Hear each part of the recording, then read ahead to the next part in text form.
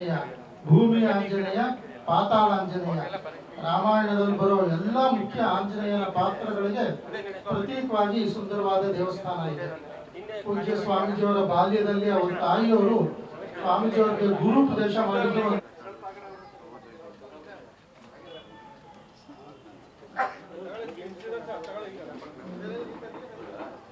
ಓಂ ನಮೋ ಹನುಮತೆ ನಮಃ.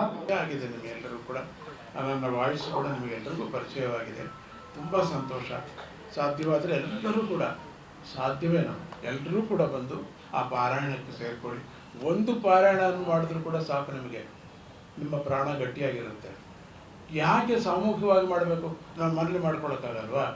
ಖಂಡಿತ ಮಾಡ್ಕೋಬೋದು. ಮತ್ತು ಸಾಮೂಹಿಕ ಅಂತಕ್ಕಂಥದ್ದು ಒಂದು ವರ ಕೊಟ್ಟಿದ್ದಾರೆ ಪರಮಾತ್ಮನ ರಾಮಾವತಾರಕ್ಕೆ ಮುಂಚೆ ಕೆಲವರು ಮಾತ್ರ ಹೋಗಿ ಪ್ರಾರ್ಥನೆ ಮಾಡಿದ್ರು. ಆಮೇಲೆ 330 ಕೋಟಿ ಅಂತ 333 ಕೋಟಿ ದೇವತೆಗಳು ಇಲ್ಲ, 333 ಕೋಟಿ ಗುಣಗಳು ಇರ್ತಕ್ಕಂಥ ದೇವತೆಗಳು. ಅಂದರೆ ಒಬ್ಬೊಬ್ಬರಿಗೆ 336 ಗುಣಗಳಿರ್ತಕ್ಕಂಥದ್ದು. 336 ಕೋಟಿ ದೇವತೆಗಳು ಇಲ್ಲ ಅಲ್ಲಿ. ಅದರಿಂದ ಅನ್ಕೋಬೇಡಿ, ಸಂಖ್ಯೆ ಅಲ್ಲ ಅದು.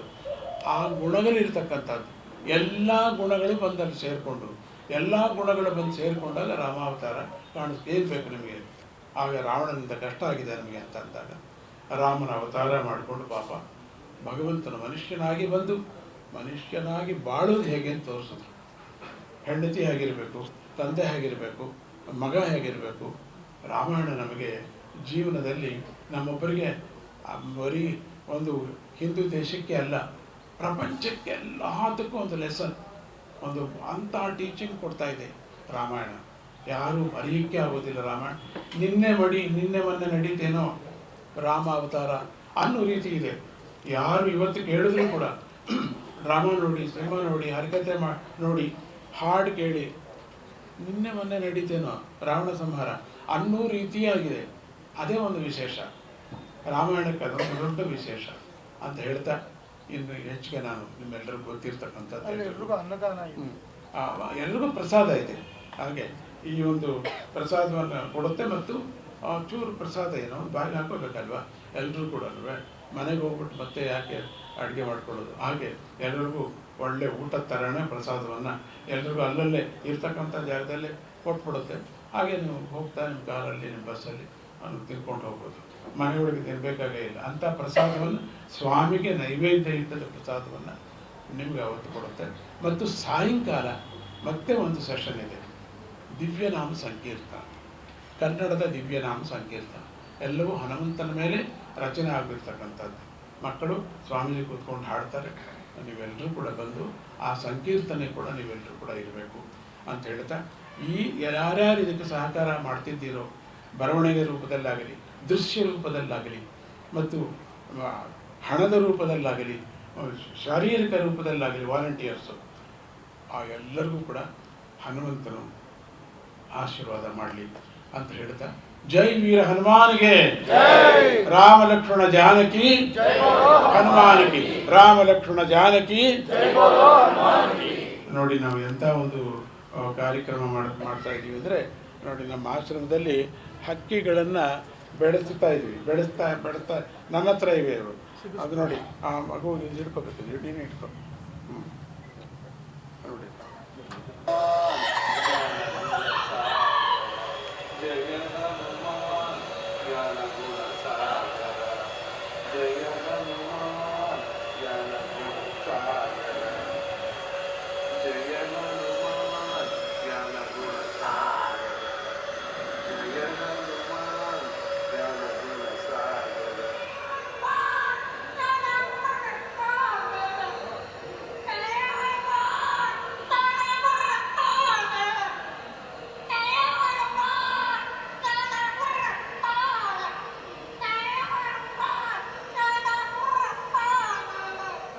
ನಾನು ಎಷ್ಟು ಸತಿ ಹೇಳಿಲ್ಲ ಅಷ್ಟು ಸತಿ ಹೇಳಿದೆ.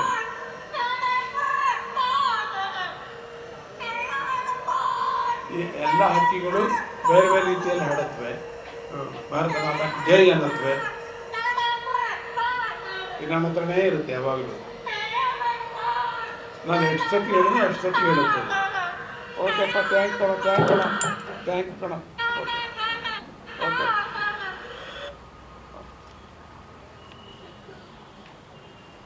ಸೊ ಹಾಗೆ ಹನುಮಂತನನ್ನು ಪ್ರತಿಯೊಬ್ಬರೂ ಧ್ಯಾನ ಮಾಡಲೇಬೇಕು. ಯಾಕೆ ನಮ್ಮ ಪ್ರಾಣ ಅದು.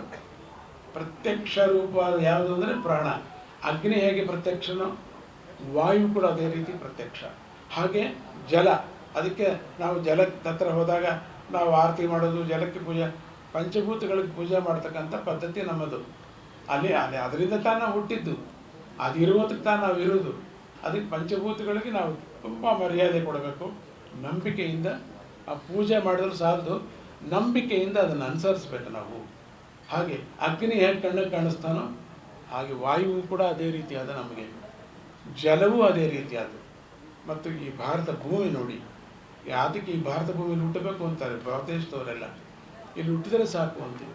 ಆದರೆ ಭಾರತದವರೆಲ್ಲ ಏನು ಮಾಡ್ತಾ ಇದ್ದೀವಿ, ಅಮೆರಿಕಕ್ಕೆ ಹೋದರೆ ಸಾಕಪ್ಪ ಅಂತೀವಿ. ಈಗ ಅನ್ನೋಲ್ಲ ಬಿಡಿ, ಈಗ ಚೇಂಜ್ ಆಗೋದು ಎಲ್ಲ ಪ್ಲೇಟ್ ಚೇಂಜ್ ಆಗ್ಬಿಟ್ಟು ದೋಸೆ ಮುಗಿಸ್ಬಿಟ್ಟಿದ್ದಾರೆ, ಎಲ್ಲರೂ ವಾಪಸ್ ಬರ್ತಿದ್ದಾರೆ.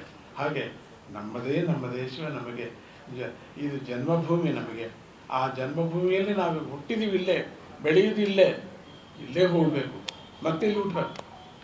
ನಮಗೆ ಯಾಕೆ ಬೇರೆ ದೇಶ ಬೇಕಿಲ್ಲ, ನಮಗೆ ಈ ಪರದೇಶ ಬೇಡ, ನಮಗೆ ನಮ್ಮ ದೇಶವೇ ನಮಗೆ ಅಂತ ಹೇಳ್ತಾ, ಜೈ ವೀರ ಹನುಮಾನಿಗೆ. ರಾಮ ಸೀತೆಯನ್ನು ಸೇರಿದ ದಿನ ಅದು. ಅದೇ ಅಂದರೆ ಸ್ನೇಹಿತರು ಸೇರ್ತಕ್ಕಂಥದ್ದು. ಫೆಬ್ರವರಿ 14 ವ್ಯಾಲೆಂಟೈನ್ಸ್ ಡೇ ಆದಾಗ್ಯೂ ನಮ್ಮ ಭಾರತೀಯ ಸಂಸ್ಕೃತಿಯಲ್ಲಿ ಸೀತಾರಾಮರು ಒಂದಾದ ದಿನ ಅವತ್ತು, ಫೆಬ್ರವರಿ 14. ಅದಕ್ಕಾಗಿ ಅವತ್ತೇ ಹಮ್ಮಿಕೊಳ್ಳಲಾಗಿದೆ. ಸೀತಾರಾಮರು ಗೊತ್ತಾಗದೆ ವ್ಯಾಲೆಂಟೈನ್ ಡೇ ಅಂದ್ಬಿಟ್ಟಿದ್ದಾರೆ, ಗೊತ್ತಾಗದೆ. ಅದೇ ಒಳ್ಳೇದು ತಾನೆ. ಆ ಫ್ರೆಂಡ್ಸ್ ಯಾವಾಗಲೂ ಒಳ್ಳೇದಾಗಿರ್ಲಿ ಅಂತ ಅಂದ್ಬಿಟ್ಟು, ಇನ್ನು ಮುಂದೆ ನಾವು ಇದೇ ವ್ಯಾಲೆಂಟೈನ್ ಡೇನ ಮಾಡಲ್ಲ, ನಾವು ಇದನ್ನೇ ಮಾಡೋದು, ಹನುಮಾನ್ ಚಾಲೀಸ ಮಾಡ್ತೀವಿ.